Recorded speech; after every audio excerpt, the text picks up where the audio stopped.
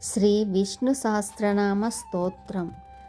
సర్వః సర్వః శివః స్థాణుః భూతాధర్నిధరవ్యయః సంభవో భావనో భర్త ప్రభవః ప్రభురేశ్వరః.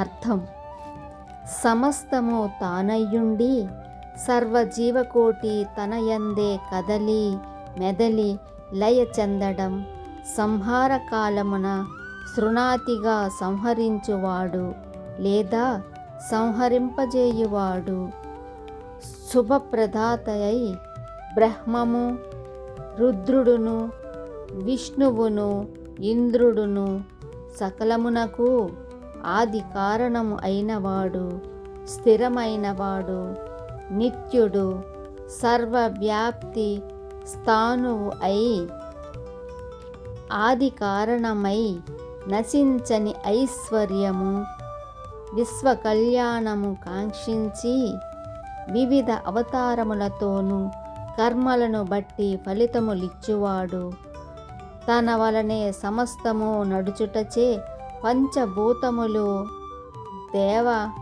దేశ కాలాదులు తనచే ఆవిర్భవించే ప్రభువుగా సర్వశక్తి స్వతంత్రుడై సమస్త కార్యములను తానే అయి సర్వేశ్వరుడే సమస్త కార్యములు తానే అయి సర్వేశ్వరుడే భగవానుడు శ్రీ మహావిష్ణువు.